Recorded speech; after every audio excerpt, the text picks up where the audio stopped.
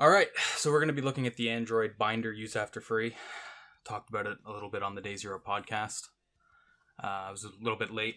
I had to go out and get my Timmies because I can't just be a regular guy who's looking at Android stuff. I have to be a Canadian guy who's doing it.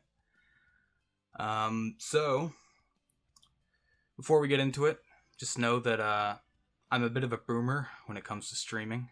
I haven't really done it. So, if I fuck things up, you know why. Metalist, good music, thank you. Yeah, I got a playlist set up just for this stream, so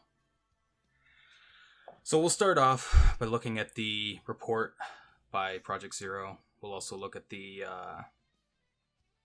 syscaller output, because this was actually found by a fuzzer a few years ago, so I think that'll be useful for seeing where in the code things are happening.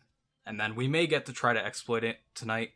I'm not sure how that'll go, just because I've been trying for the last little while to set up a virtual machine to do that kind of stuff, and it's just not been fun trying to set up a VM for that. But we'll see. We'll get to that. So here's the report. I'll put the link in chat. That way it's there. All right. So this was actually an OEM-specific issue. I talked a little bit about this on the podcast, but I'll talk a little bit more about it now since we're delving into it. So this was actually fixed in the 4.14 LTS kernel, as they state here. But certain devices, the issue with Android is their versions are all messed up. They have they're all fractured in what kernels they're using. Because often a phone will release, it'll have its own SoC, and then they'll run whatever kernel they decide to go with on that, and then they'll just backport security patches on it. They don't really keep it up to date. I'm guessing, I'm not a mobile dev, but I'm guessing it's because the kernel is probably, they modify it to match the needs of their SoC. So that's my guess. But anyway, a few of the devices that were affected was the Pixel 2, the P20. So some notable phones like Samsung S8, S9, pretty notable brands, but in the in the mainline kernel, it's been fixed.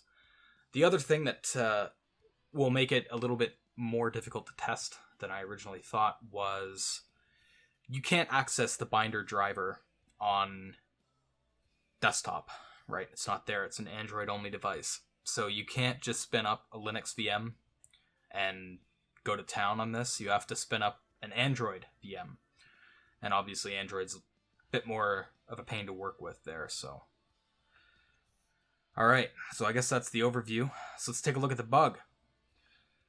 So, I don't know, their page seems to have changed. But here's the git commit. So I'm going to take the music down a little bit, just for I'm going to be reading this. Okay, so binder poll passes the thread wait queue that can be slept on for work. When a thread that uses epoll explicitly exits using the binder thread exit, the wait queue is freed, but is never removed from the corresponding epoll data structure. When the code subsequently exits, the epoll cleanup code tries to access the wait list, which is using a use after freed object. Okay. So here's the fix. So what they did was, before they unlock the mutex, they check the state of the poll, and then they wait. Oh, okay, they wake it up. Okay. See, this is in an area that I haven't really looked at in the kernel, so it's going to be a day of learning today, because I haven't done too much in that. So let's find that, let me just find that report really quick. This is color one. Do they mention it here? No, they don't. I'm pretty sure they have it linked somewhere. It's just, you have to scroll down and look for it. We'll look for it over here. I have it bookmarked if I can't find it. Yeah, I'm just going to go to my bookmarks, to be honest.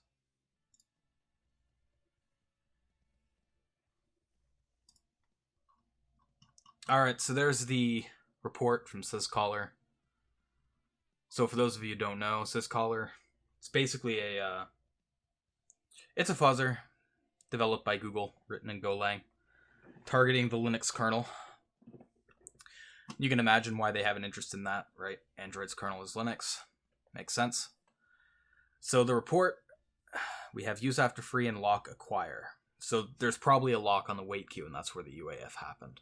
So they have a call trace here. So what's really useful about the syscaller report that you won't get in the bug report here is you can see where it was allocated and where it was freed. And you can even see which cache the object was in. So that'll be some useful information for us. So let's bring up the kernel source. So my go-to for that is Bootlin. It's an awesome little source code browser, or source code browser that works right in the browser. It's really clean. It's really, and you can link directly to line numbers. It's got, it's a cross-reference, so you can search for functions and get a listing and stuff like that. So it's very useful for anybody who wants to do this kind of stuff. All right. So I want to see, because I think syscaller actually says which, yeah, they do. They say which kernel they use. So they use 4.14, so I'm actually already on that branch. So we're going to go to drivers and then Android and binder.c, because that's where the source file is for where the bug is. Okay. So let's go back to the report for a sec. So the function is binder thread release. Let's take a look at that really quick. So that's called in an ioctl by thread exit. Let's see, was that the one they were mentioning? Yeah, thread exit. Okay. All right. So let's take a look at what the function does. So it increases a reference on the proc. Let's see what else it does. So I think this is where the fix was on newer kernels. Because if we, let's go to like 4.20 or something. Binder thread release. Let's go to it. Oh, went to the wrong one. There we go. Yep, so right here is where they added the check. So that's the bug fix. So what happens here? They unlock the thread.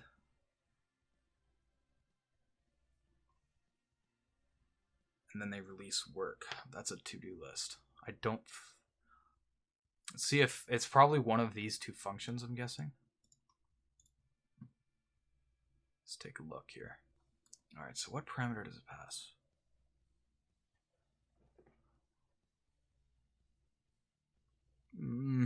Doesn't look like the function they're talking about. Let's check this one. It's probably this one.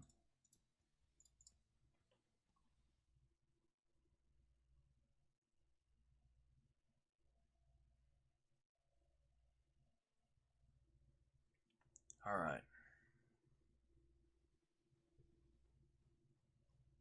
So let's take a look at the report really quick, because I want to see where this free actually happens. So it seems we have it. Okay. So it was allocated by epoll, and it was freed by the binder ioctl. Dec tempref. I think that's the one we were looking at, wasn't it? Yep, it was. Okay, so what is it called that releases it? Binder free thread. Okay. Let's see what this frees.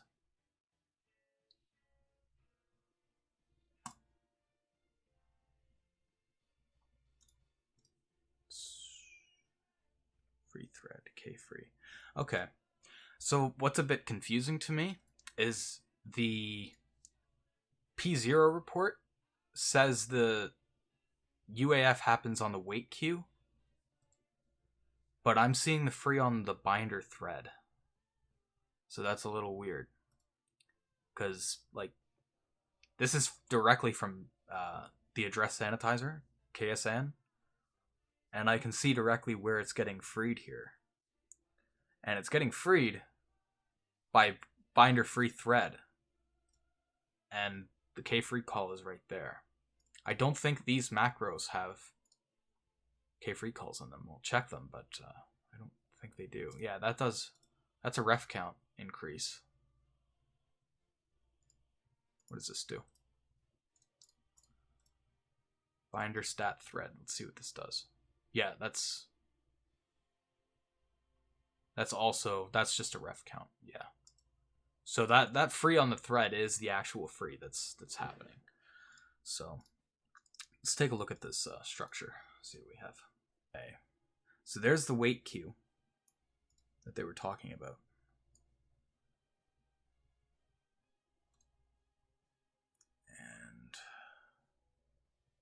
Here's where the use happens, right?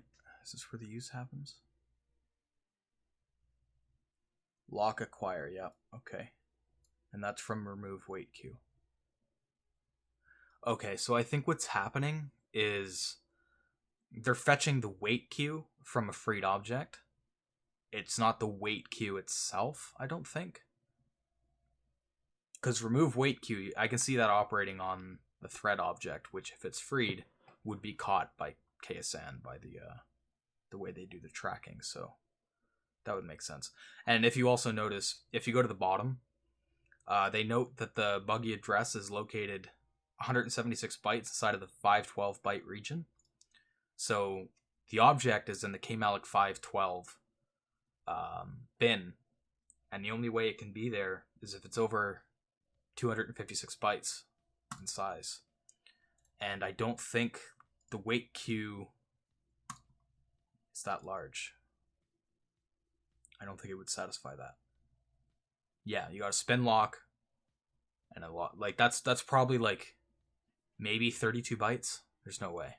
Yeah, so I'm pretty sure it's on the actual thread itself. I think I'm gonna copy this and put it and like edit it just so I can remove some of the crud out of it so I can see exactly what's happening.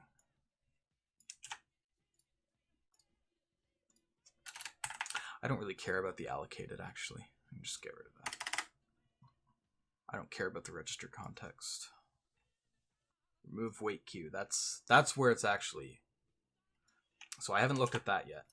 So let's take a look at that really quick. So that's where it's crashing. Or that's where KSN crashes. Is list del. So it's accessing. So WQ head. I'm guessing this is getting oh man, I'm getting too many tabs going here. I want to see where this is called. In a lot of places, apparently. But in the context of binder, let's see what's okay. I'll just have to refer back to that. It's probably operating directly on the thread. That's my guess. But yeah, it seems like it's operating on an entry that's free, and that's why it's crashing there. Because that list del function, it's probably in that header file. List del entry.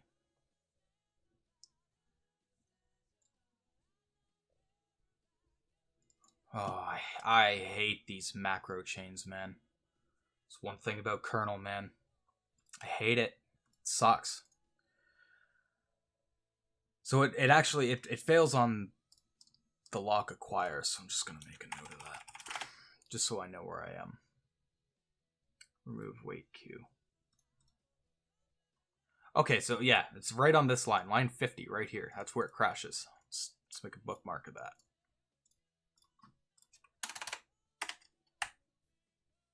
We're just gonna make a big line, make a list of bookmarks.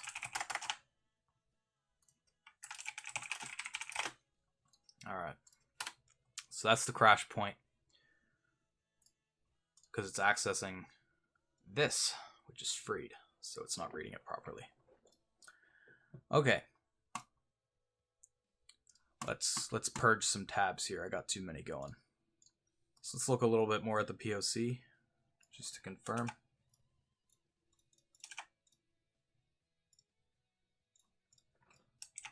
With zebra. When the process exits, the UAF is triggered. Yeah.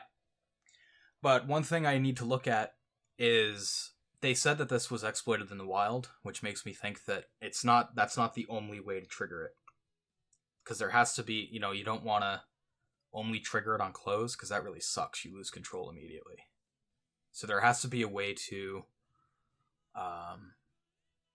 trigger it without exiting the process. Or anything that causes the wait queue to be cleaned up seemingly. Yes, indeed. I just got to find out. I haven't done too much with ePull stuff. It's just not something I've needed to. Have I ever used Farm Manager? What's Farm Manager? Should I look it up? Because I don't know what that is. Let's see. Farm Manager. Orthodox File Manager. Oh, okay. That looks like a real pain in the ass to use. I'll be honest with you. So the crash was actually triggered in KSN, so we won't get that crash by default if we just run this POC. It might not, nothing might happen. There might not be a crash because it could get freed, and then if that data just happens to stay there, nothing initializes it, it'll operate fine. But there is, it's still using freed data, it's just that data hasn't changed. So we could run into that. With Zebra, I'm pretty sure it's been patched for a while. Yeah, it's been patched in the mainline kernel in after 4.14, I think. Yeah, in some 4.14 release candidates. So, yeah. So what I did for building the VM was I went and I used the Android x86 project for a few reasons. One is it's faster than running an ARM Android, and the other is I don't really do much in ARM. So this is the project I used. You can download it, and then I basically just edited the kernel and edited the patch out, because the patch is really, really, really simple. It's right here. So all you have to do is remove that if statement, and it's a vulnerable version. So that's what I did. So I bought a Pixel 2. It came in. It looks really nice. Problem with it, though, it's Verizon. And Verizon likes to lock their shit, so you can't unlock the bootloader, which is a bit of an issue when I'm trying to do exploitation on it. So because I don't have an unlocked bootloader, I can't root it with most methods. You need a method that doesn't require an unlocked bootloader. So you can do a temp root. Yeah, I know, category basic programming. I know. I couldn't really find any other categories that fitted it better. So you can do a temp root. Only problem is there's one temp root I could find. One. Right? And it's using the exact same bug that I'm using. And it doesn't work either. So that's fun. It's using the exact same CVE that I'm looking at. On this stream, I'm going to be doing it on the physical device. I'm not going to be working with the VM. Mostly because I just don't care to mess around with the VM right now. It's too much work. Too much messing around. So we'll try doing the physical device right now. So let's just bring that up really quick. All right. So I downloaded his, he actually provides a payload on the README page. Where is it? Where's the download he has? This tool. So it when you download that, it gives you a zip file and it has a binary in it. So I've already extracted this file and I have it in a directory. So I found a directory that you can read and write to on the device that doesn't require a root, and that's data local temp. That directory is writable, and you can actually change the permissions to make it executable as well. So I'm going to go ahead and push that file with ADB, and then we'll go into the shell. All right.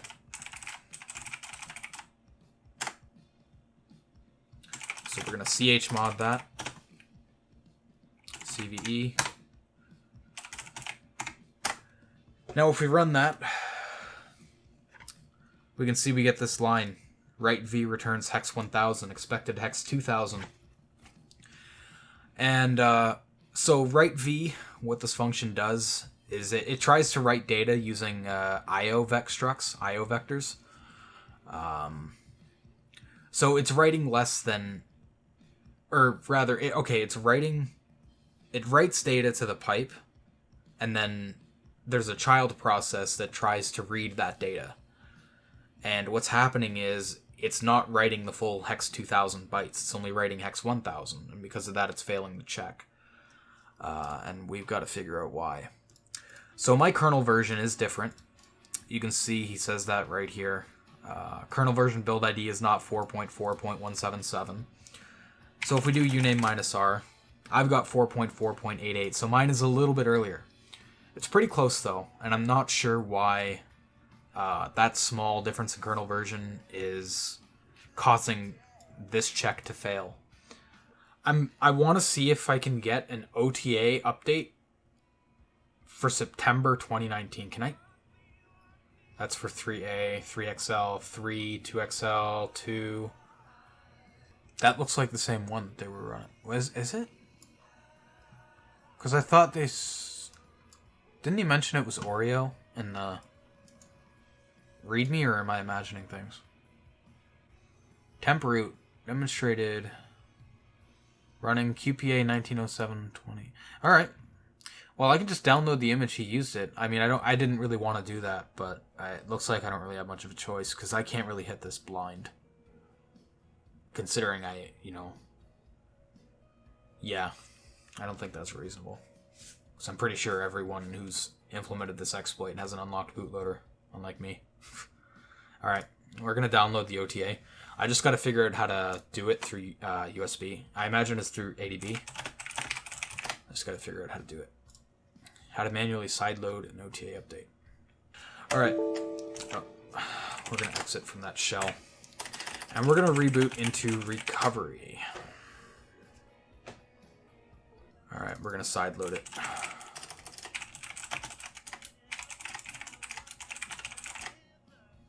What was the name of that zip I just downloaded? I gotta take a look.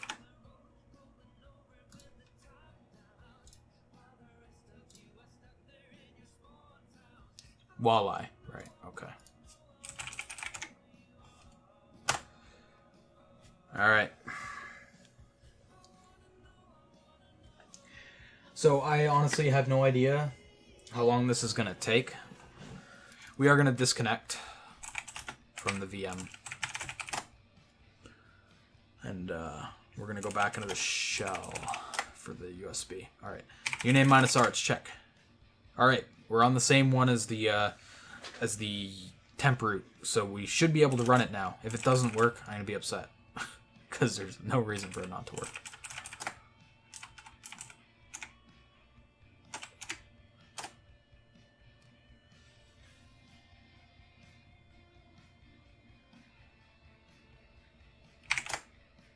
It worked. Nice. Alright. So if we do this... Beautiful. I don't know why the D message looks so ugly. I don't know why it has all these like un-ASCII characters and stuff in there, but just have to deal with that. We have D message, that's what counts. I'm gonna shut this down because I don't want to do anything weird in the background. Alright. We are in the shell for the Pixel 2. And you can see, like, right now we're not root, right? Because we would have a hashtag if we were root. And that's because I think I rebooted the phone or something. So here's the uname -a output. So we're on 4.4.177. So that's the version we're going to be targeting here. And yeah, let me just clear that out. So I'll give you guys an example of why we need a temp root. You can see dmessage, permission denied. The reason it worked on the VM is because when we used ADB to connect into it, we were actually connecting in as root. So that's why we could access dmessage. With ADB on a regular phone, you can't do that. So that's why we're going to run the temp root. So I uploaded the temp root to data local, I think. Let me go to it. Data local temp is, I think, where I uploaded it. Yeah, so this CVE-2019-2215 file. So if we go ahead and run that, the exploit will run, and you can see we are now root. We have UID 0. And now we can read the message. Perfect. It does look a little bit weird because it's trying to use the color codes that are usually used in Linux terminals. But other than that, we got a nice little output here. A fallen hope practicer bug bounty. Practice, I guess. We're looking at the Android binder use after free that was reported by P0.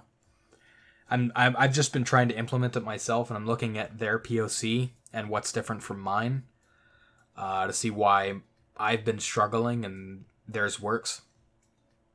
And they're using a bit of a different heap spray than me, and it's not that different from mine. So I'm just trying to find out why theirs works and mine doesn't. It's a bit of a learning experience for Android kernel. I've done some kernel stuff. I just not really on Android and not on the binder driver. So yeah, more of a learning stream, practice stream.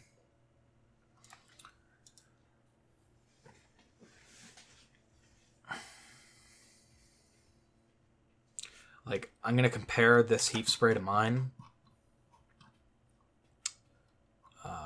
Where's my heap spray? There's mine. There's my Mutex fake and everything.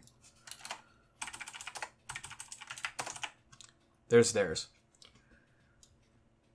That is the spin lock. That's my spin lock.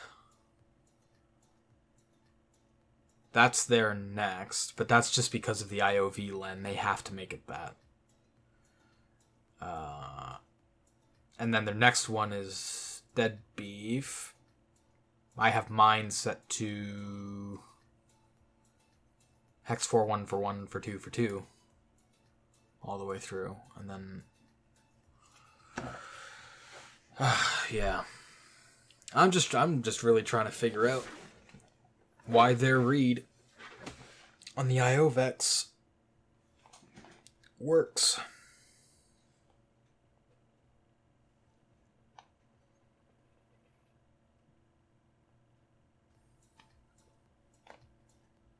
I think I'm gonna need to debug to figure out why this is happening, because it doesn't make sense to me.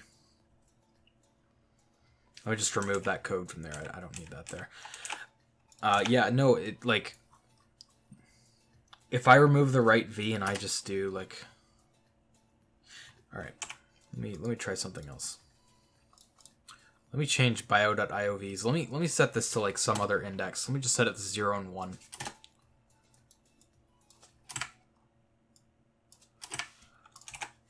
Just try tinkering with that and see what happens.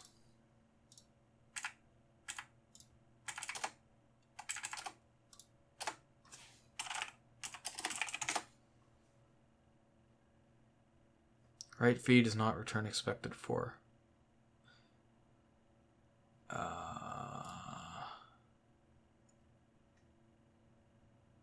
Oh, okay. Interesting.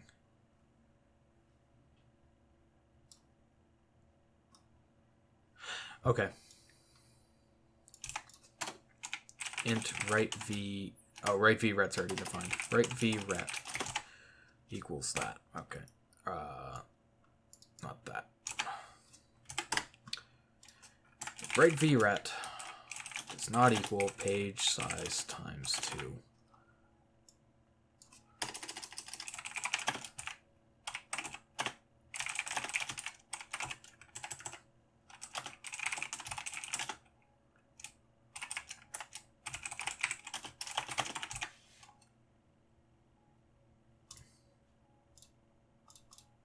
All right. This is undeclared identifier. Okay, I guess it wasn't declared. I thought it was. All right, I'll declare it there then. Perfect.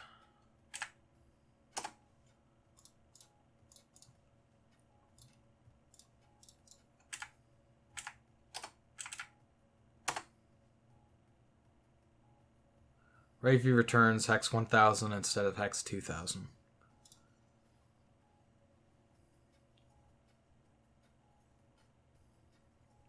Okay, I mean,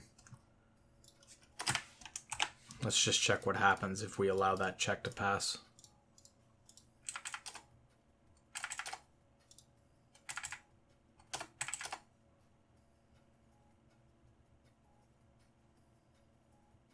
What's this?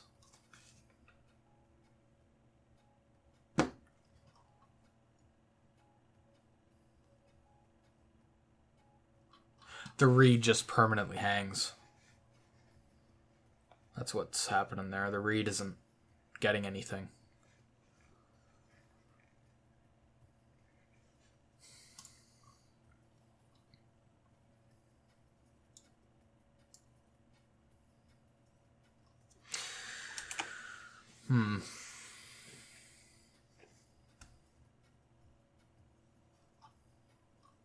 So the write V returns hex 2000 if and only if these indexes are correct. If they're wrong, it only returns hex 1000.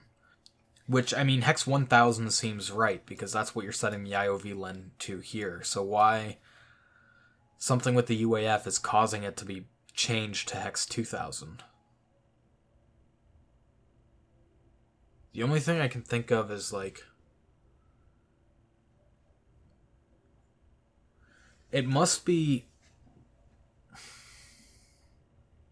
like, the IO vex that we're allocating in kernel space, their kernel buffers are going to be overlapping with the UAF object. So maybe something's writing to the UAF data from the cleanup routine, and that's overwriting the IO vec buffers. And when you read back out, it's using the corrupted data from the kernel buffers, and that's what's causing the leak? That's my guess. Because usually when you're exploiting a UAF, you replace the data that's being used in the actual, like, use of the used UAF, but it seems they're using it to write data into another object, which is actually really weird.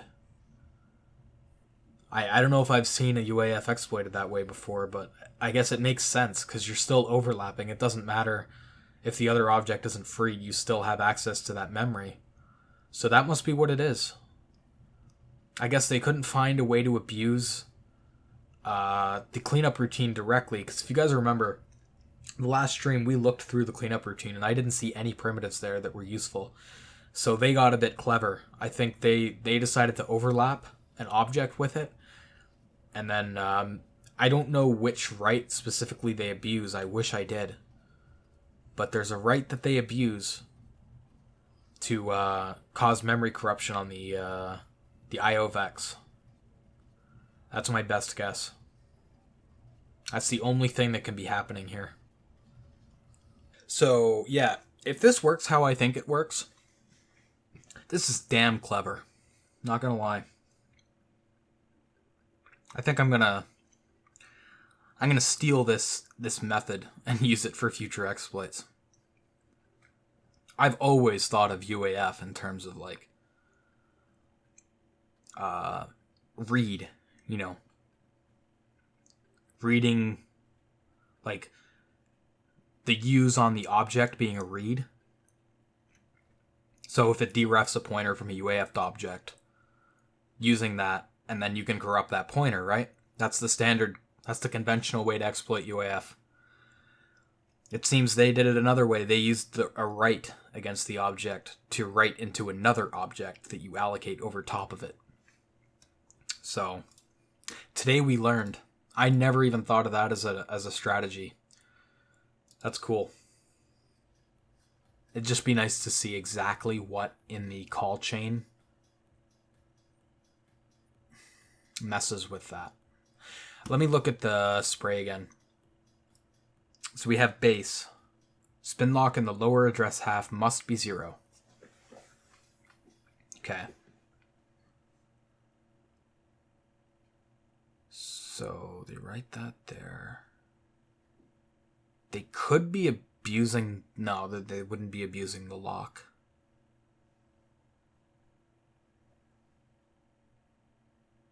IOV len.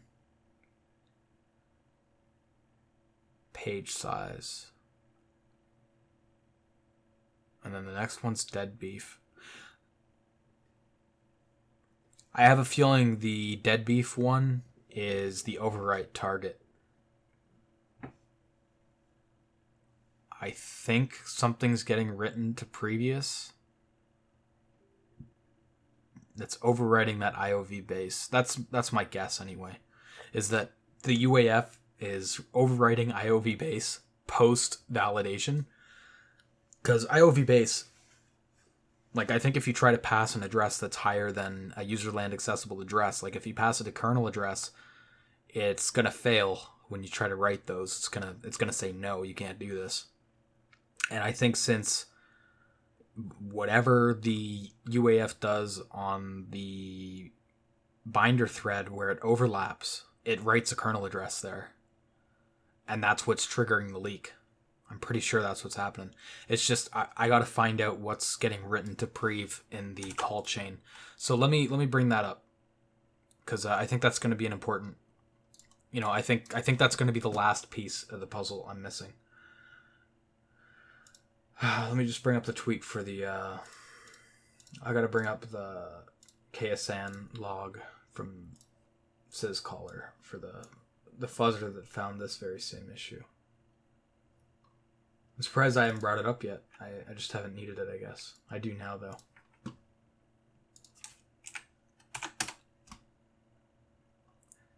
Help me, GPZ syscaller.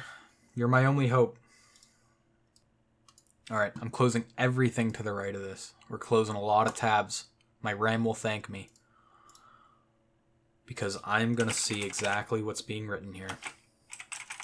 I'm gonna search on the kernel that we're actually on as well. So uname -r 4.4.177. All right. v4.4.177. There you are. All right. So the first thing we're gonna look at is event poll release. Oh, spelled that wrong. There we go. Okay. And EP free. And what's the next thing? EP unregistered poll weight. Right. EP remove weight queue. Remove weight queue. Hamstripe is now following. Thanks for the follow, dude. Appreciate it. All right. So Q is where the points into the UAF object. So they have the lock, which we already know about. It's not really an issue. It can be left alone. Yeah, I think when it's relinking the doubly linked list, it's overwriting the IOVEC address, and that's how it's getting the leak. And if you can control what's being written there, that's how you get the ARB read write. So let me look at their POC, because they have the obtain kernel read write.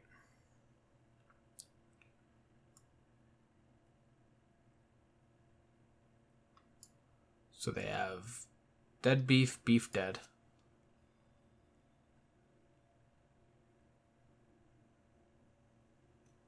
IOV base already used. FFE.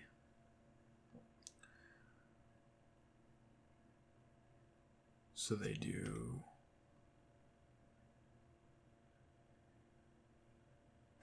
I'm going to compare this directly with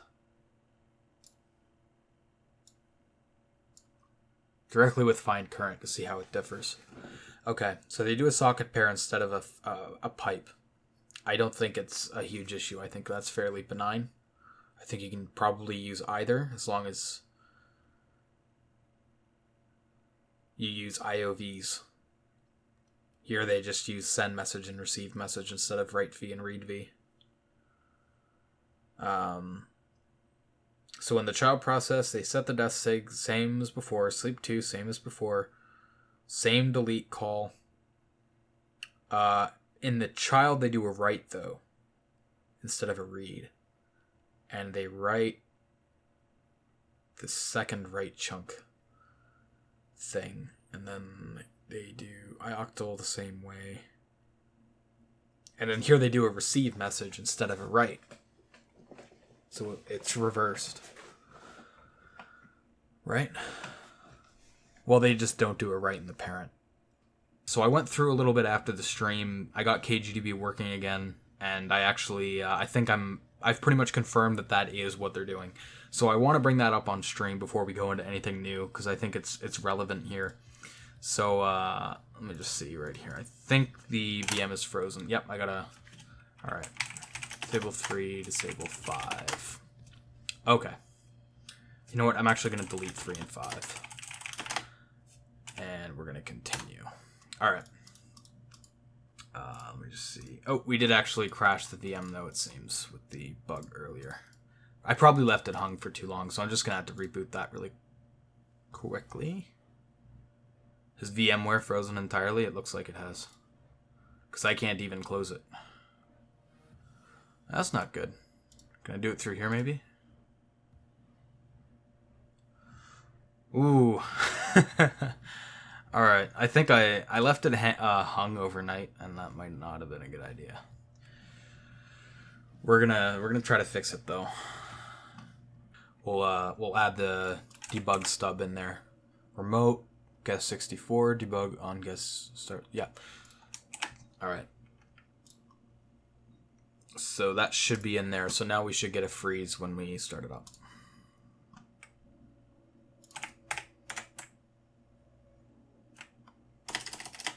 No mode set, X-Force, Visa, no KSLR, and we should get a hang. Good, perfect.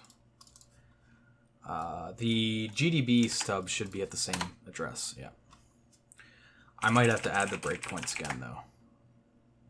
No? Okay. Alright, cool. Breakpoints. Still there.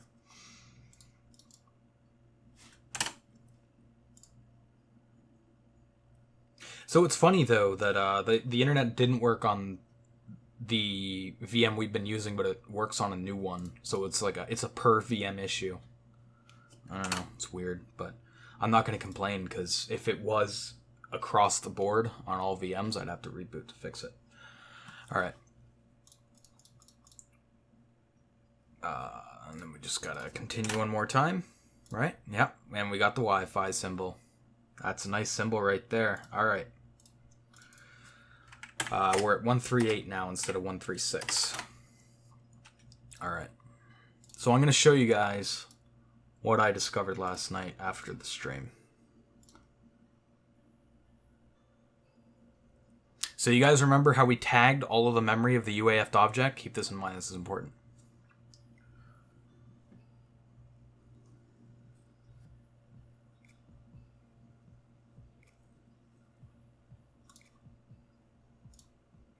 Okay.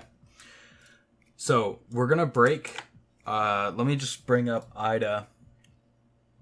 So we're going to break here on this remove wait queue call, just so we can get the address of the UAF object, so we can set a watch point on it.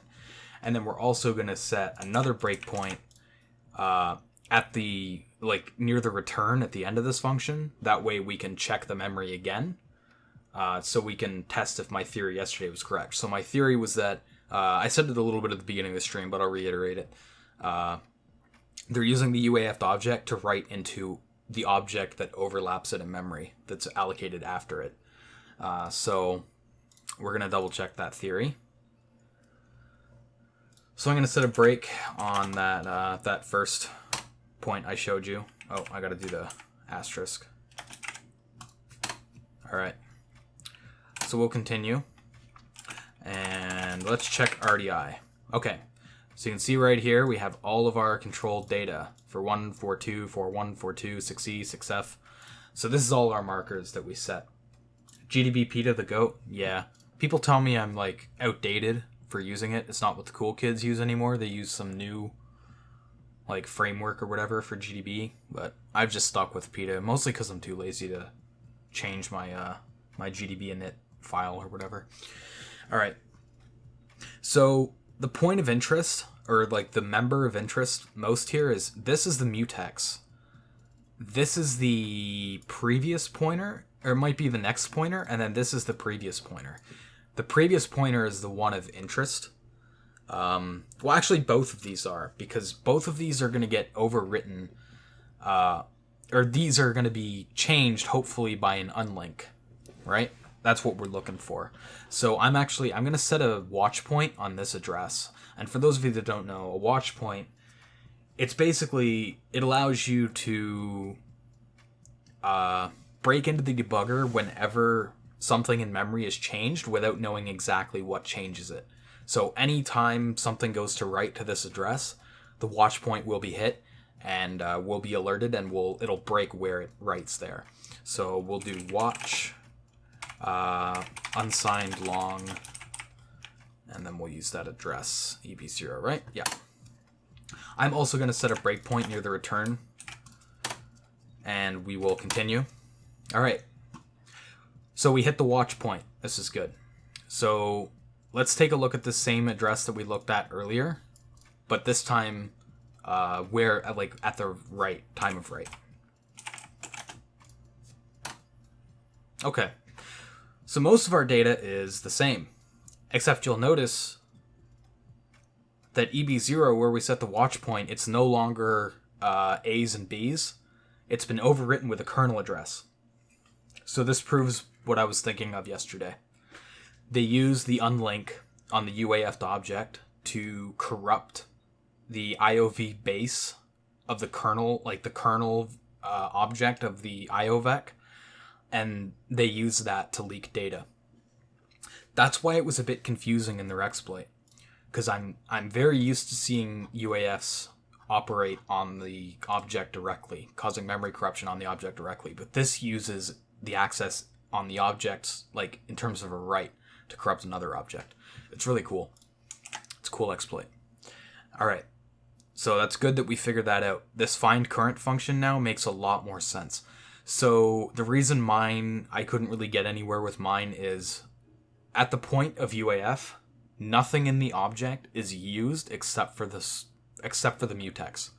The mutex on its own as a primitive is useless. All you can do is cause a deadlock, and a DOS isn't fun. We want more than a DOS. So that's why they weaponized the unlink against another object, IOVEC. And why IOVEC is such a nice target is it's really small. It's only hex 10 in size, and you can control it.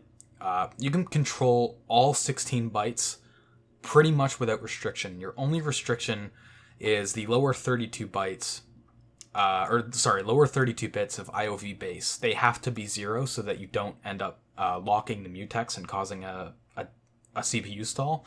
But if you can keep that as 0, which you can, because you can map a page using the upper 32 bits of the address, then you can effectively control everything you need to for something like IOVEC. In theory, you could target other kernel objects. It's just not easy to...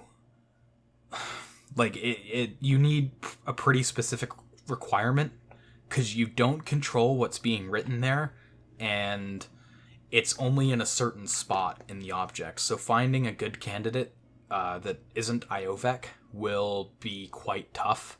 You might not even find an object that meets that criteria that you can easily spray.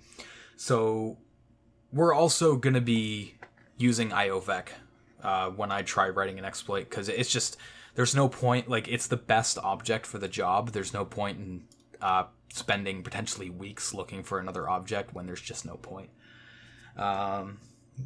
You just do this, and then after that you do this. Very easy. What do you mean? The X stands for examine, and the slash is modifier, and then... Okay, yeah, so sorry, I didn't really explain the GDB commands. It's because I'm so familiar with them, I don't really think about it. Yeah, like Malgod said, the X is examine. The 50 WX, what we're saying there is essentially examine 50 words in hexadecimal. So that's why you're seeing this specific amount of stuff being printed out. And then the x/, like, you can examine anything here. You can examine words, or you can examine instructions. Like, obviously, they won't be valid instructions because it's data, but you could even try examining instructions there. You can see they're all garbage, but that's what the x is it's examine. All right, so yeah, basically what I wanted to show you guys there is you have to use IOVEX unless you want to try to find another object to spray that is suitable, but I doubt you'll find one that's any better, honestly. So that's how the spray works. Let's walk through a little bit of what's happening here step by step and what I'm pretty sure is happening. So here we have the free happening, okay? So the object, the UAF object is freed here. And then they write those IOVEX in there. So up here they also fork. So what happens here is because the UAF object is freed, these IOVEX in kernel space end up overlapping with the UAF object. Okay? And then this write v will block the parent thread. Okay? It'll block. And then when we get to the child thread, the sleep will happen. And this is still happening here, right? So this CTL del will happen. It will happen after this write v. Okay, because the write v is still blocking the parent thread. This will run, and it will use the unlink primitive to corrupt the IOVEC that was just written with the write v. And then when it tries to read, it will... Let me just scroll up a little bit here. Okay, yeah. So notice how there's two IOVEX. So the first read call will use the dummy page, which was mapped up here. And this is just going to be garbage data. This can be discarded. It's not used. So this read will unblock the write v, and then the next read will occur, and on that next read, it will use the corrupted IOVEC, which uses the kernel address, because this 0x dead beef, this gets overwritten with the unlink. So that's why the second read leaks kernel data, but the first read doesn't, and that's why they use IOVEX in the first place. And once you understand that, you understand a hell of a lot more. You pretty much understand this function entirely once you understand that, considering the context of what we already know. And the reason they get current pointer from page buffer plus hex E8 is if we go back to KGDB, if we go back here, let's look at the address that it's actually writing, right? So here's the watch point hit from earlier, and this is the new value, this heap address. It's writing FFFF 888-0938C4 EA8, and it's writing that value into the IOV base. If you look, that's very close to the address we're dumping. That's hex 8 away from where we're dumping, which is actually where the IOV base is itself. So the address that we're leaking is actually our IOVEX directly. We're basically leaking where we're reading from. So if we only read, like, let's say we read hex 20 away, okay? So we got hex 10, hex 20. We would still be reading IOVEX structs, and that's not really going to be useful data. So the reason it's all the way of E8 away is it's reading somewhere past down here, where it's reading into data from like another object or whatever. Yeah. So that's what's happening with the leak function. Okay, so that one's down. We understand how this one works. I might rewrite it just to clean it up a little bit. I think a cleaned up, rewritten version of this exploit might be useful for some people who want to look at it. And I think I'll kind of tag that along with the write-up. But it's not too big of a deal. Like, it'll still function the same. It's just, I'd like to clean it up a little bit. Because I'll be honest, like, when I read through this the first time, it took me a long time to get to this point of understanding because of how how it's written. It's a little bit difficult to parse, in its current state. So,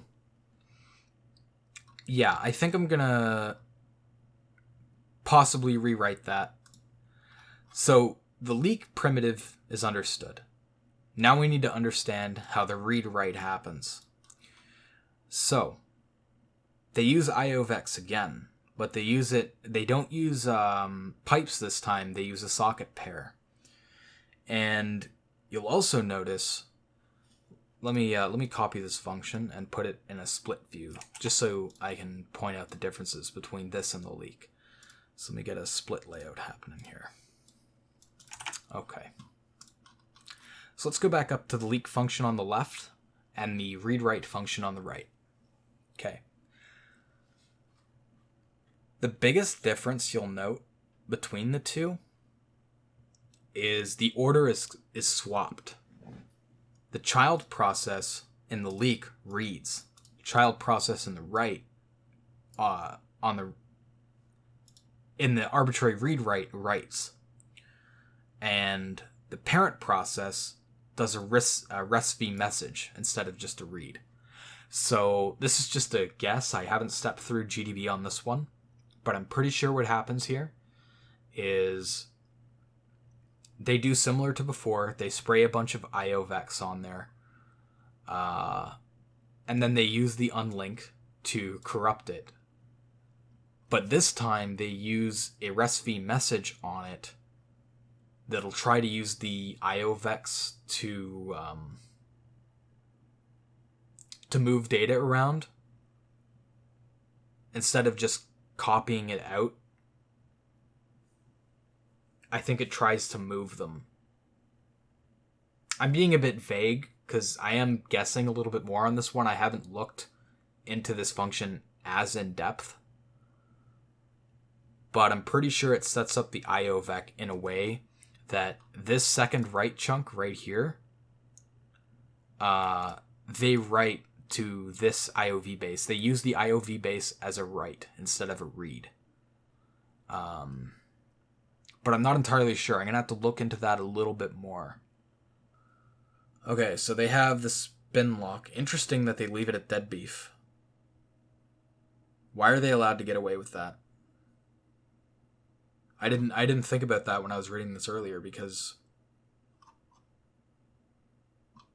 up here, IOV base, they set it to dummy page, and they have to, dummy page, they mmap it specifically so the lower 32 bits are 0 so that it doesn't interfere with the spin lock. Over here, they don't do that. They don't fake the spin lock. So how do they not deadlock on this function?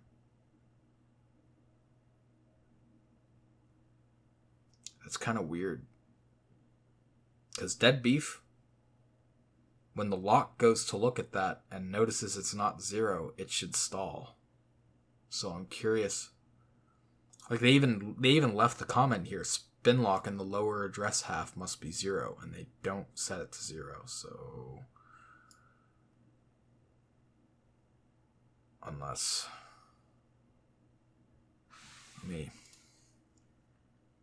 let me go up in KGDB a little bit. Let me think about this. Let me go to exploit. Let me see. I might not be thinking about this properly. Let me see. Okay. Mutex unlocked. So that's the lower 32 bits. And then that's the higher 32 bits. Yeah. Setting it to dead beef would set this to dead beef, not this. So I'm not sure how they can get away with that in this function here. I'm not sure how they don't deadlock. We might have to, I'm going to have to step through and figure out why that works. All right. So one thing I have been able to gather from reading this function is this write chunk is what is the key. This is what controls where they do the write and what gets written. So you can see this current pointer plus 8. That's where the write happens. And then this value here, the mostly Fs except for the least significant byte is FE. That's the value they're writing, because essentially what they're doing is you can tell clobber address limit. They're basically smashing it so you can write anywhere from userland, even kernel addresses, where the limit's usually hex 7 FFF, whatever it is, whatever the address limit is for userland, where the boundary is for kernel stuff. So they're smashing that. So if I change this to an unmapped address, if I just change to a bunch of A's, for example, we should get a crash, because the kernel will try to write data into an unmapped virtual page, and then we should get a page fault, and hopefully we'll get a stack trace telling us where that write is happening, and that'll be a big help. So I think that's what I'm going to do. Let's go ahead and we'll go into that. Oh yeah, so this is another cool tool I found. It's called SCR copy. You guys can actually see exactly what I'm doing on stream on the phone, and I can actually control it from the computer, so I don't even need to do anything on the phone. I can do it right from here. So I think this is pretty cool, so I'm going to try to use this more when we're streaming. No music at all. You might be outputting it somewhere wrong. Well, you guys should be able to hear it now, but sometimes the music, it goes into a static and it stops playing. And I hear static in the headphones, but you guys don't hear anything, so I think it's something on my headphones. I don't know, though. We'll have to look into that. But yeah, this is a really neat tool. It works through ADB, but yeah, I think this is super neat. I think this will be nice for you guys to see what I'm doing on the phone. All right. So let's launch a shell here, and we'll go to data local temp, and we'll run that exploit to get root. All right, and let's read the message.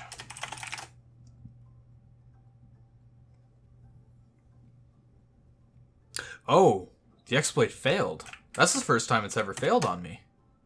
Interesting. Okay. This time it succeeded. Okay. Now we got the message. Awesome. All right. So let's go ahead and run that exploit again, and hopefully we get a crash.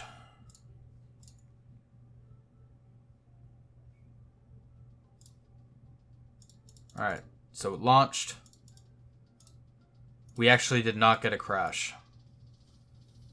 It finished, but we didn't get anything special. Interesting. We called it, right? Yeah, we called it. No filters. Okay. RESTfee message returns -1. Expected 49. Okay, so it's actually, the clobber address limit function is actually failing here. Oh, probably because I commented out this right. Let's do that again. Nope. Use of undeclared identifier error. Oh, God. This is popping up everywhere, dude.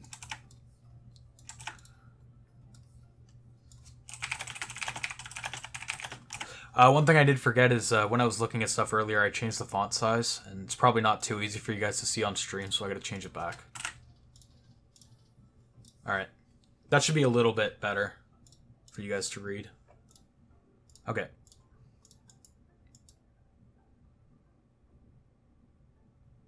Yeah, Scur copy, yeah, it's really fast. I think it's the fastest one, actually. There's like no delay, because it works directly over ADB, and since I have it connected through USB, yeah, it's real nice.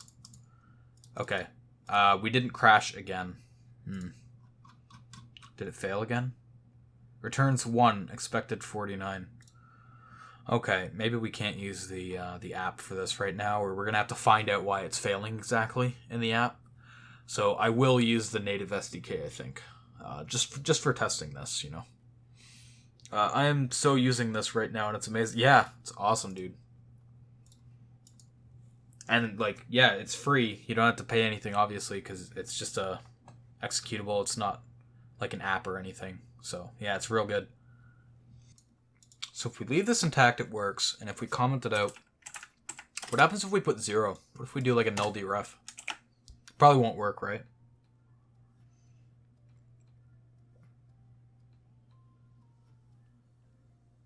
Oh, you know what? That maybe they do.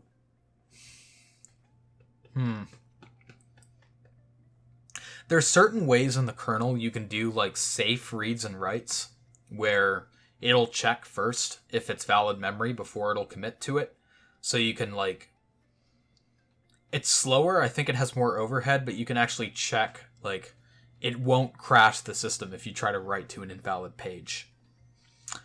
And I wonder if that's what's happening here, and that's why the read v fails. In that case, that kind of sucks, because that was going to be like my debug method. My janky debug method. Okay, so I guess they do some kind of checking on the address, which, man, that sucks. Okay, so let's step back for a minute. Let's try to think of what's happening here. They're writing this, and then the data they're writing there is getting parsed into contiguous buffers. Okay. So it'll read the first one, which will be at IOV index. And that's going to be a dummy page, and it's only going to read 1 byte, which is what, where's that? Yeah, this 1 byte write. Okay, so that's going to occupy the first IOV. The second IOV is going to factor into that second write chunk. It's going to read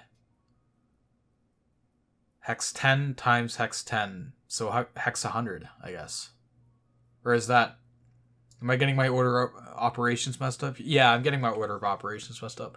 It's going to do hex 28. Because it'll do the 2 times hex 10 first. So it'll be hex 28. Okay.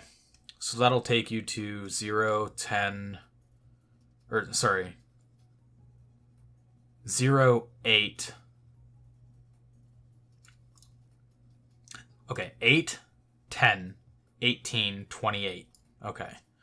And then the next one is going to be 8 bytes. Which is going to be right here. Okay, let me copy this function over. I'm going to try to get like an order of what's happening here. Oh wait, did I overwrite something important? I don't think I did. Oh, that was the P0 POC, yeah. I want it over here. Okay. Did they do it the same way? Did he modify this, or is this the same as P0's? It's basically the same. Like it's just reordered a little bit, yeah. Alright. So let's get an order of what's happening. I'm going to add a few print statements in there. Okay, so...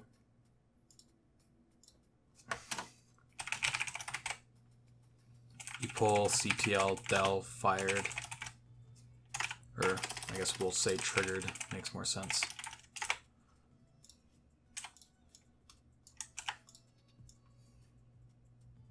Started.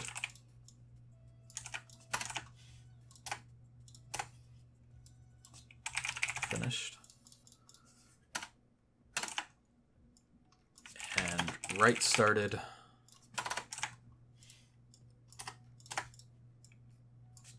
Write finished.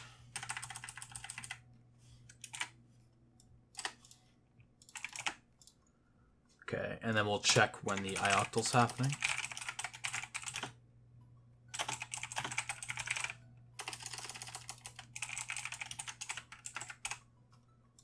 Let's do a little tag, parent and child, just so it's a bit more obvious.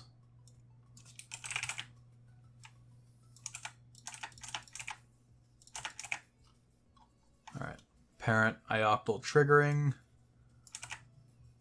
and resv triggering is what we want.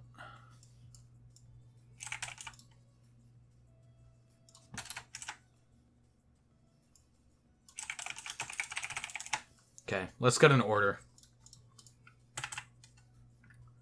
Oh, and we also want to restore that so that it works. That way we get all the prints. All right.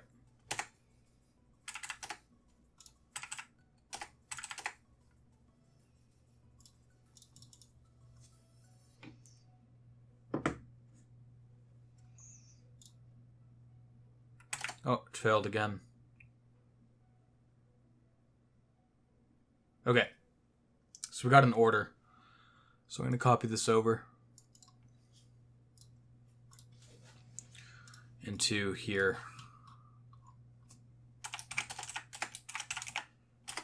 Oops. Okay. So the ioctal goes, and then the rest v starts immediately. Is that right? Let me copy the new one over just so that I have a reference.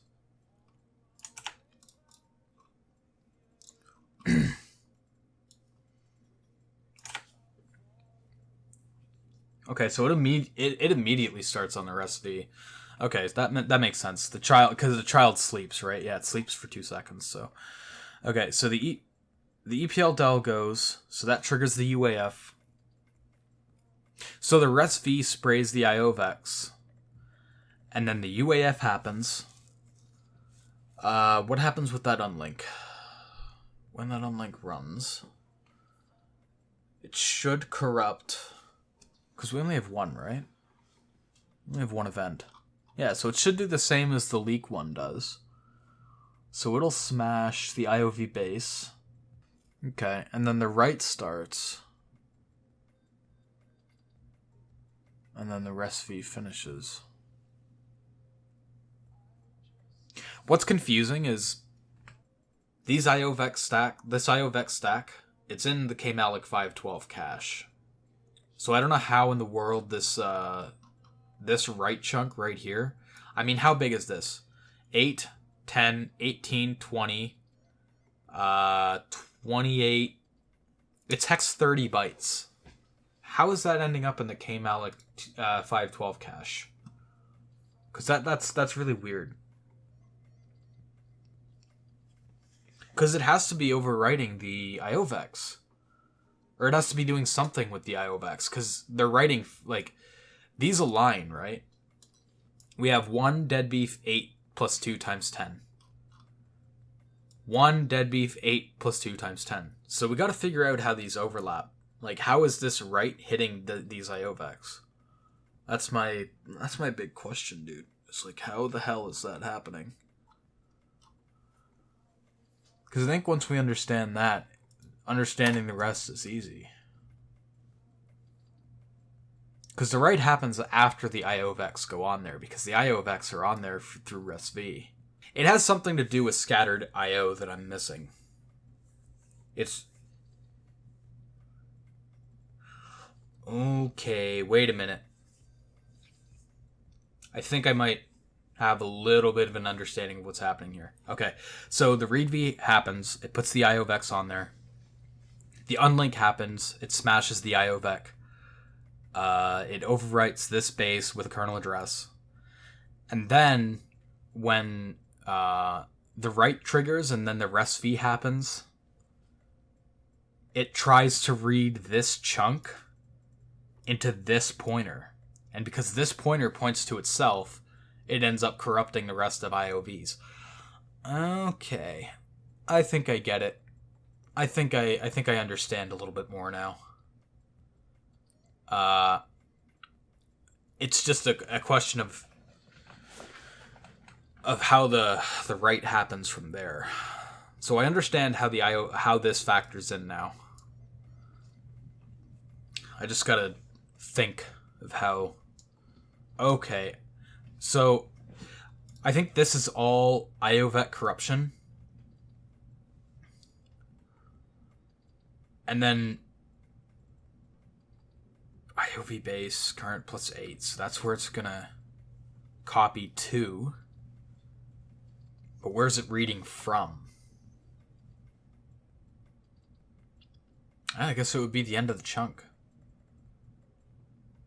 Okay, I think I understand it a little bit more.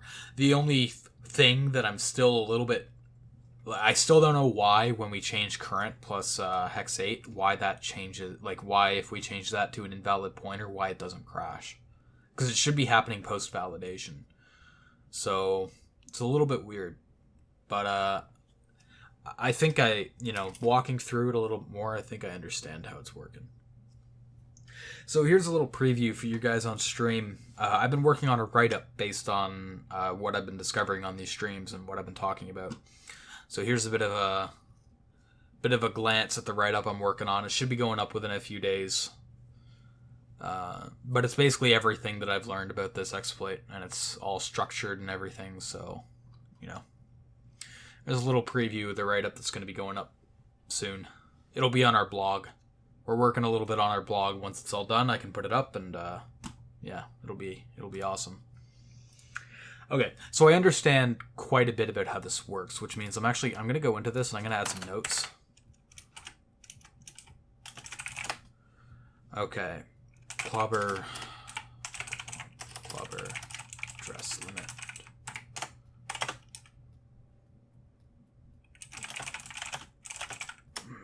Right, I gotta change that or it'll trigger Spirit. He called me out on it yesterday.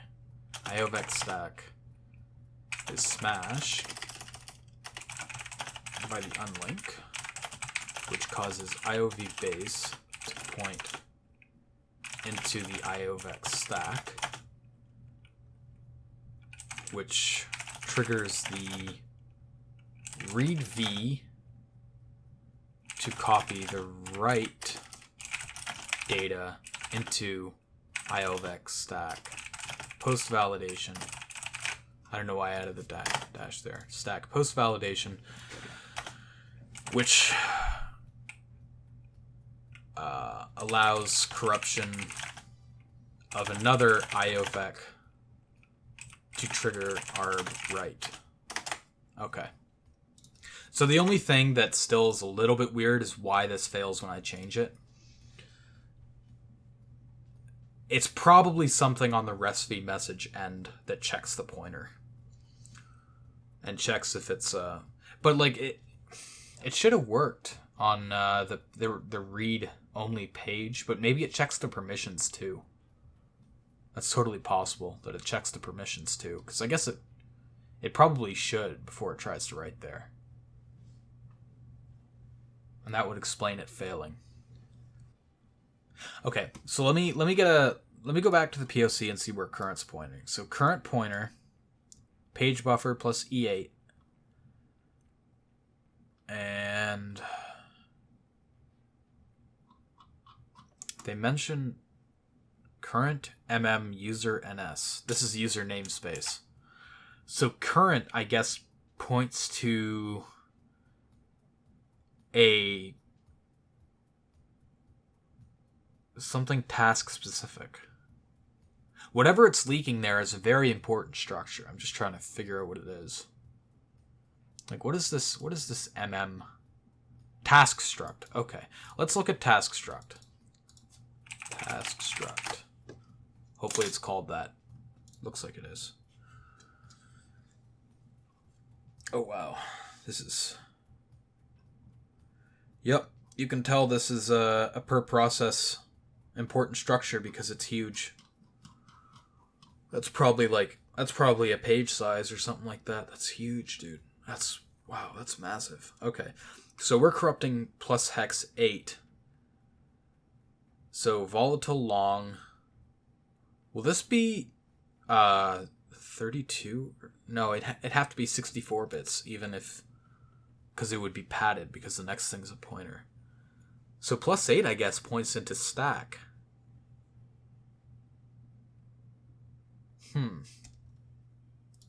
Because it's writing at current plus 8. Okay, they mentioned current current and then Let me see what they have defined for this offset. Hex 520. Oh wow, that's pretty far down. Okay. Current is task struct, right? It has to be. Let me check. Is there a field called in here?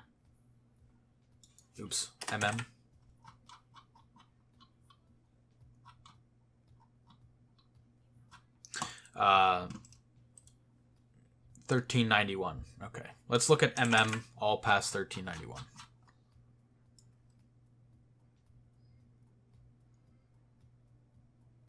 Okay, it'd probably be okay. Yep. Okay, those are there. What are these? I'm curious. I haven't really seen this structure before. I'm guessing it stands for map memory. Yeah, it is. List of VMAs, virtual memory addresses. Okay. Or areas or whatever it is. Okay. Yeah, so that's okay. So current is the task struct. Okay. I figured it was. I just wanted to verify that, because if I was wrong on that, I probably would have gone down a rabbit hole that would have taken me hours to get out of. So whatever this current pointer plus hex 8 is important. And that looks like stack. So I have to see what gets written here. So they write current pointer plus 8 address limit. So address limit has to be at the top of the stack, I guess. So let's look at setup. Let's see what this does. IRQs. That doesn't make sense. It must be a different stack that I'm thinking of. It's probably in the scheduler stuff. Let's see. 7 times. Okay. Let's see if they have a structure for that. Stack. Struct stack. No. They just call the pointer. Is there any references? Can I do a search for current stack? See where they write to it? Kernel process. Let's start there. See if I can find anything there. I just need to find the code that initializes. Like, you would think it would be... It's probably in this ARM kernel directory. I just gotta find out where. Where was it in here? It was in process. It's probably in process in here. No, maybe not. Oh yeah, maybe it is. Yeah, it's probably in process. Let me see. Current stack. Nope. Okay. So it doesn't set it in there. I wish GitHub search was a little better. Because it's searching for current, but I want it to be more strict. I would, if it wasn't so big, I'd pull the kernel source and then use something like find. Or, yeah, find. Or do a grep or something like that, a recursive grep, to see if I can find where it writes to it.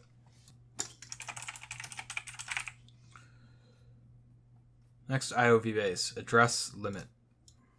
Is there a field for this? Oh, definitely not with a plus on it. Alright. Nope. Okay. Let's search for it in GitHub. Maybe we'll get lucky. Current thread info. Address limit. Okay. So I guess address limit is the first member of the stack or something like that. Or it's at the top of the... Like... I want to say the top of the stack, but technically I guess the bottom of the stack. That's what I'm guessing. Let's see this current thread info. Let's see how it works. We want it for ARM64. Return thread info, current stack pointer. Yeah, let's look at thread info. I bet. Oh, no. PCB. Let's see if this PCB struct holds that address limit. No, it doesn't. KSP. I just want to confirm that, like, how they're doing this, because they're writing to current plus 8,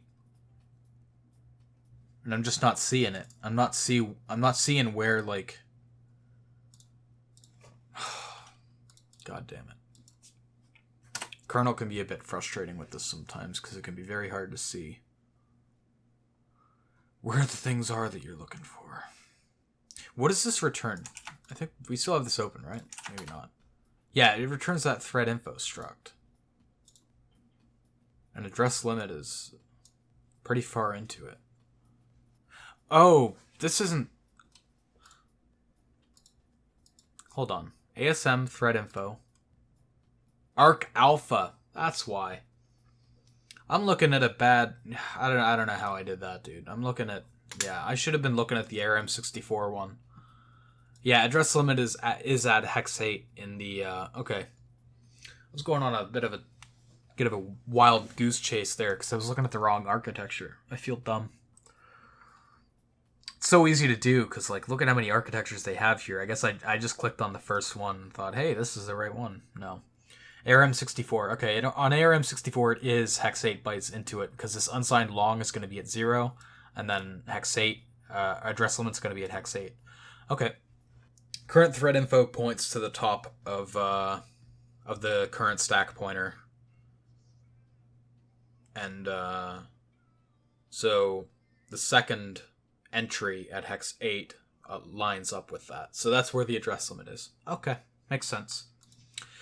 Alright, I understand this pretty well now.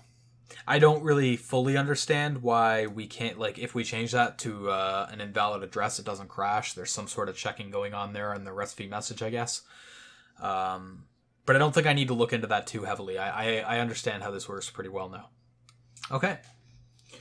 So I think I'm ready to finish this write-up. I think I understand this pretty well. So I'll walk through it with you guys on the stream, just because I was kind of broken up there while I was trying to figure out and collecting my thoughts. So essentially, these IOVEX are getting stacked together, and they're occupying the same memory as the UAF object. So when the unlink happens, very similar to the info leak, this IOV base plus 1, it's going to get corrupted with an address to itself because of the unlink. When that happens, when the RESTv message finishes because of the write, instead of writing the data into, like, because it's not a contiguous read, it's a read V.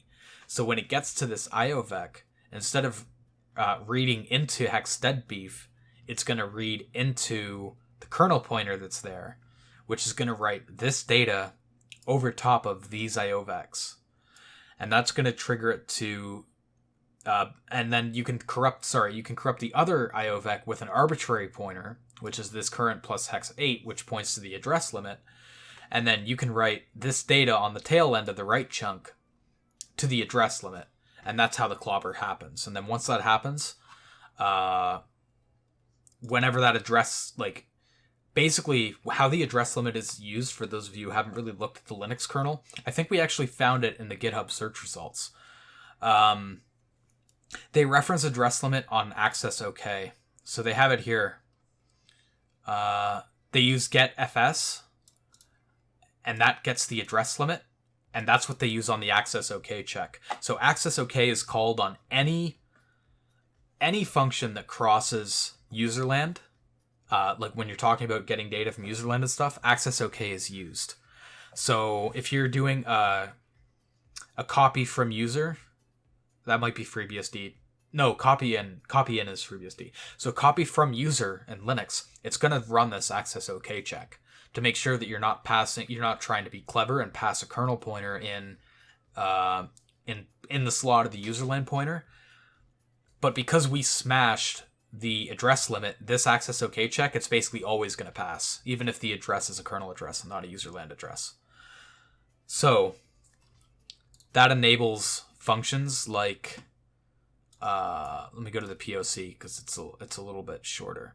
That enables functions like these kernel write and read functions to work properly because you're passing kernel addresses instead of userland addresses.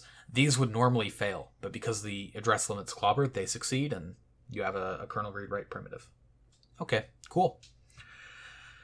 All right, so that pretty much concludes looking at that exploit.